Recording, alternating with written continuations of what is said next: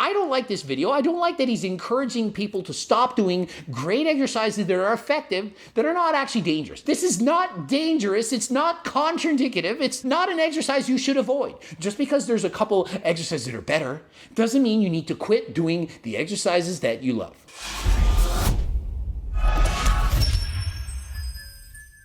Coach Greg, and apparently gym machines are killing your gains. Well, or so it seems. Gravity Transformation, 5 million followers, made a video. 8 gym machines you need to stop using. Need to stop using them. They're no good. Useless, perhaps dangerous. Most people assume that any machine that's put into a gym is safe and effective to use, but that's not at all the case. And so perhaps he's a fan of Jeff Cavaliere. Everything and anything you do, it's killing your gains. There are dangers to everything you may in fact want to do. Go for a run? Oh, bad for your knees. Bike ride? What if you crash? What about your hips, your lower back? Squats, bench, deadlift, all can cause us harm. But does that mean we should just skip everything, lay in our beds all day, live like a bubble? Like the bubble boy? How do you take a dump in that thing? Seriously, people, we need to take some risks. And are these machines actually that dangerous? Basic dumbbells and barbells are typically far more effective than the vast majority of the complex machines that you see at your gym. Really? So now dumbbells and barbells are far superior than those machines that cost $5,000, $6,000, $7,000. Is that actually true? No. Many of the machines we do are in fact safer, better, easier to learn, and less dangerous than barbells and dumbbells. And so does he think just because it's a machine, now it's suddenly dangerous, that we have to resort to training like we did in the 50s? Can't use that machine. It's too dangerous.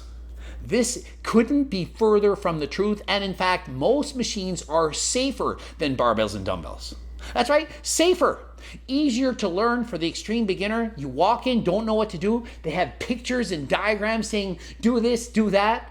Do it under control, take your time, and for the most part, these are very safe. And so to say, never do these machines ever again, just stop doing, they're too dangerous, that's just going too far. Starting first with the very popular Smith machine. The issue is that the Smith machine is locked into a set range of motion and has a set barbell path. That is actually good. You want that. Think of it. You've never done a squat in your life. You go to the gym on your own. You load up the bar, walk back, and start squatting. Wobbling around, twisting your back, not doing it properly. It's not like these are advanced trainers using these machines. And if you're an advanced trainer, you already know what you're doing. But for the most part, people going to the gym, beginners, if they want to start out by learning how to squat on a Smith machine, do you really think it's that dangerous? Since the bar is locked into a set range of motion, squatting on a Smith machine isn't biomechanically natural. This is why most people end up squatting by leaning back against the bar. It doesn't need to be biomechanically natural in order to be an effective exercise. Just think of it, the bench press. How often in your life do you lay down and push on a bench something off your chest? Really? How often in your daily life do you lay down and shove something while laying down on a bench? Probably never. Doesn't mean that the bench press is not effective. Same applies to the squat. How many times do you have something in your back and you go up and down in that exact motion?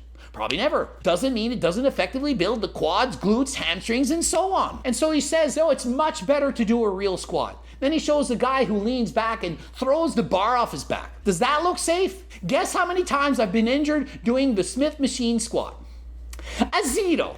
Guess how many times I've been injured doing a squat? Multiple times. And so just because Gravity Transformation says the machine is dangerous and that the real squats are better and safer, doesn't mean it's actually true.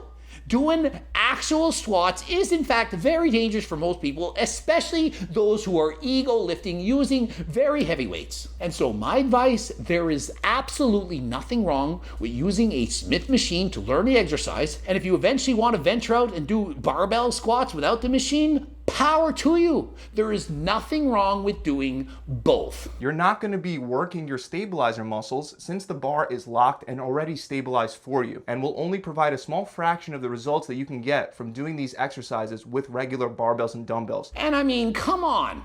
It's only going to provide a small fraction of the results.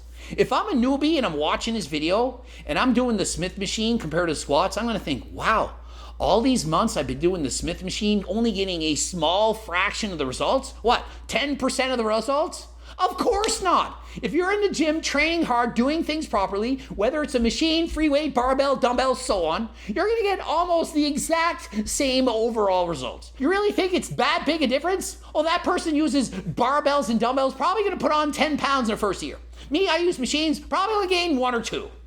Really? Another machine that you want to stay away from is the hip abduction and adduction machine. Really? My favorite 2 machines for adductors and abductors. All wrong. Stop doing those machines. Those are my 2 freaking favorites. The ones I enjoy doing the most. The ones I put on many people's programs. No, you can't do the adductors and abductor machines no more. Those 2 exercises are amazing for both the adductors and abductors. Do you know how many people neglect those muscles already? Women, for the most part, they do those exercises. But men, they'll go and squat, leg press all day. But they'll avoid adductors and abductors. And to say, those machines, you need to stop doing them, that is going too far. These machines do not and will not help you reduce fat from your inner and outer thighs. And so just because the machine doesn't target burning fat from your inner and outer thighs, this is not a reason to stop doing the exercise. I could care less about burning the fat on the inner and outer thighs. What I care about is having balanced development. Almost every day I'm bike riding. The quads, the hamstrings, glutes, getting tons of exercise. But what about my adductors and abductors? In comparison, they're hardly getting any training stimulus at all. And so I do believe these are very valuable exercises that all men and women or circles should incorporate into their exercise routine. Next is the leg press machine. Really? Are you kidding me? Many people who cannot do squats because they have lower back pains, they'll often say, well, I can still do the leg press. But he's saying, no, let's avoid the leg press. After all, the title says 8 gym machines you need to stop using. Should you really stop using the leg press? Well, let's see. Let's see what he says. Many people believe that the leg press is a safer alternative to barbell squats for your lower back. It is! Many people believe it because it is! Do you know how many thousands of people I've coached? That's right, thousands, many of which have severe lower back issues, and almost all of them can at least still perform a leg press. But that's not at all the case. When doing leg presses, your back is pinned against a pad in a way where it becomes more and more difficult to maintain the natural lumbar curve as your knees bend and come closer to your chest. No, it's not difficult at all. The only problem is if you try to lower your knees way too far. And guess how many people actually do that? Almost none. Do you really think that most people do the leg press and have far too great a range of motion? They're going way past 90 degrees. No. Or do you think it's in fact the opposite? Most people are doing partial reps. Most people at best go halfway down on a squat, leg press, and so on. There are a small percentage of people that are lowering the footrest so far that their lower back comes off the bench. This is not good. You don't want to round your lower back. But just because some people round their lower back because they lower the bar too far doesn't mean you should cancel the exercise. What you should do is say, don't lower it too far. The leg press sometimes causes the pelvis to rotate away from the backrest when the weight is lowered, leading to lumbar flexion, which produces herniating conditions for your discs. Yeah, sometimes when you lower the bar way too far. But guess what? If you use any machine, whether it's a machine, a free weight, a dumbbell, a barbell, and you do the exercise incorrectly, it can create a problem. Does that not make sense? And so do you really think it's the machine's fault? Oh, rather than doing a leg press, you should just do a real actual squat. Do you not think that if people suddenly switch from doing leg press to the squat, that could in fact make even more problems? Is the squat really that easy to do? What do you think is easier to say?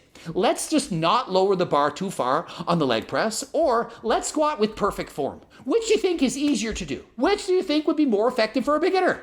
I can take any person day one into the gym, they lay down and do a leg press. Most of them gonna do it right on their first try. The squat in comparison takes months and or years to perfect. You can only perform short reps in a limited range of motion. And on any given rep that you decide to get that nice stretch by going a little lower down, you run the risk of a serious lower back injury. No! Just don't get that nice stretch by going way the heck down. There's something called balance somewhere in the middle. Don't go past 90 degrees. You know how easier it is to just say, don't go past 90 degrees? You don't have to lower the bar so far that your lower back comes off the bench. And say to them this, if you lower so far that your lower back comes off the bench, you went too far. Don't go as low next time.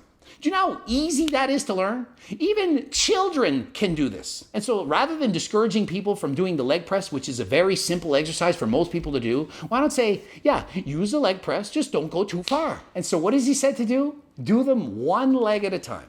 And so no longer can we do 2 legs at a time leg press. We got to go 1 leg down and then do the other leg. This is actually more dangerous. Why? Because when you're holding yourself down with 1 leg and you're using the other, you're preventing yourself from twisting and rotating. That's right, it's more difficult, more dangerous to do a 1 leg press than to do 2. You don't believe me? Try it at home. Put on a decent, respectable weight. Go to failure with 1 leg. See how hard you have to work at keeping yourself into position. Keeping your upper body like a statue. You're lowering the bar with 1 leg and your body wants to twist. Compare this analogy. Doing 1 arm shoulder presses with a dumbbell versus 2. If it's with 1 arm, you have to stabilize yourself, push with the opposite side of the body to keep yourself in position. Do you not think that puts even more strain on your lower back? And so just because he says the leg press is dangerous because you might lift your lower back off the ground, the solution is not to do 1 leg presses. It's just not to lower the freaking bar too far. And it's also going to take you twice as long to get through the exercise. You get your 15 reps with the right leg, perhaps going to failure, which is going to be hard to do, and then you got to do it again with the left leg. And so does it really make sense? Do we now have to do all bilateral movements, 1 arm, 1 leg? Just because the exercise can be dangerous for a small percentage of people who are just doing it wrong. Another exercise machine that many people use incorrectly is the lat pull down. Next up, the lat pull down. No, never do that machine again. Really, I love the lat pull downs. What is he going to say about this one? Specifically, I'm talking about behind the head lat pull downs. Oh, now it's specifically behind the neck lat pull downs. Why don't we just say, hey, do the pull downs to your front. Do them to the front of the head. Do we really need to say, never do this machine again because some people are pulling it behind your head? You don't need to pull behind a bit. Pull it to the front. When I was a kid, first started training, I'm old, 46. When I started, we were doing them behind the neck. Also did behind the neck shoulder presses. Now we know we don't need to. And so should we tell people just stop using the machine? Or just say, yeah, just don't pull it behind your neck. Next, it takes 5 seconds to tell them that. Rather than make an entire video scaring people away from all these machines, why don't we just say how to do it right? By going in front of your head, you should be able to lift significantly more weight, which should provide a more effective muscle building stimulus. And so does it look like he's stopping to use the machine, or does it look like he's just saying to use it properly? To me, there's a big difference. 8 gym machines you need to stop using. I don't see him saying to stop using machine. I see him saying don't do behind the neck presses. Why not just make a video and say 8 exercises that you could do better? Would that not make more sense? Or perhaps it's not clickbaity enough. Next is the seated crunch machine. Next up, the seated ab crunch machine. Why should we stop doing that?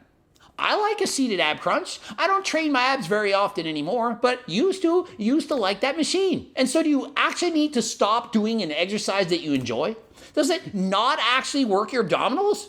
Of course it does. And so if it works your abdominals and you like the machine, why not do it? There are much better ab exercises available, like stability ball crunches, decline sit-ups, and weighted leg raises with pulse-ups, for example. And so perhaps there are better exercises out there. But does that mean you shouldn't do it? Jogging, cross-country skiing, swimming, probably better exercises to improve your cardiovascular fitness than walking. But does that mean I should tell all people to stop walking?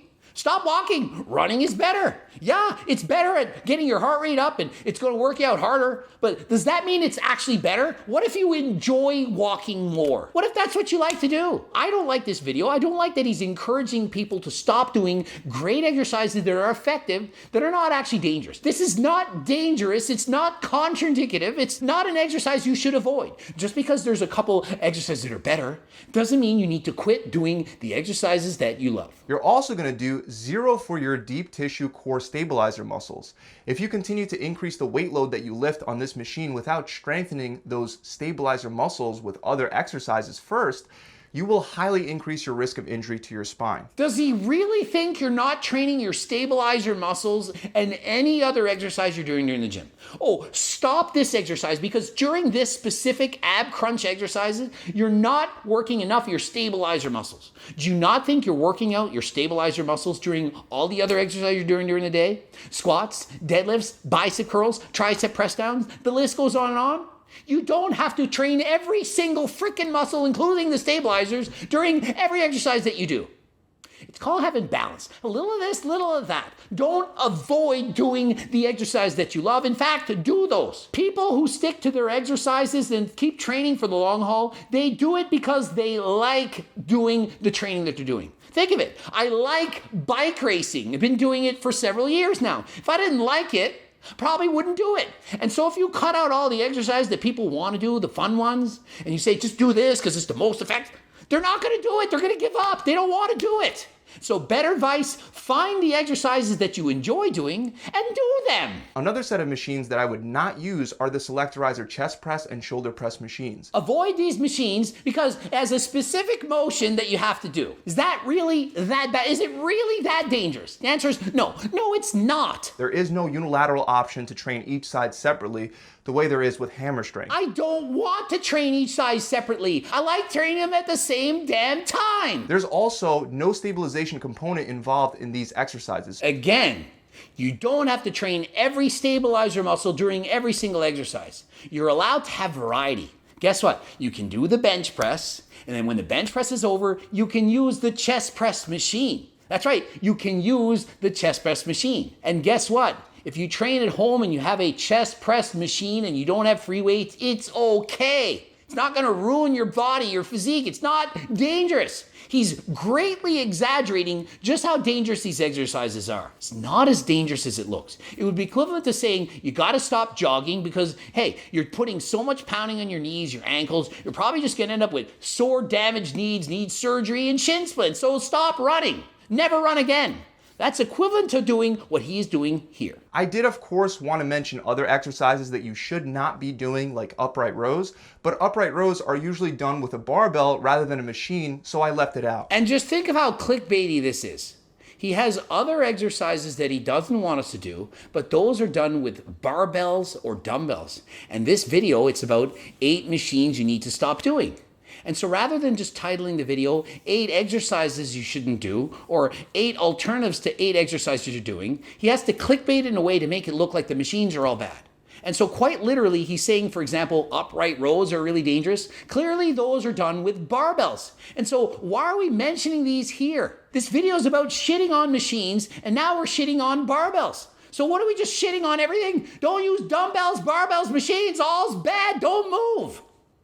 Don't like this video, don't like the way it was presented, and so I'm just giving you my 2 cents. You don't like my video? You can write it in the comment section. I didn't like your video either. But listen, I'm encouraging people to pick exercises that they enjoy. Unless they're clear and obvious exercises that you shouldn't be doing, then well, hey, don't do them. But for the most part, any machine or exercise done with proper form is going to be safe for almost all individuals. I believe there are better, more effective, and safer alternatives to all the exercises I discussed in this video. And so he's just giving you his opinion, his theory, his thoughts. Don't think that this is based on science, that science proves that you shouldn't do these exercises. This is a guy who says, I'm not really a big fan of this, and there's some science to support what I'm saying, but do what you need to do.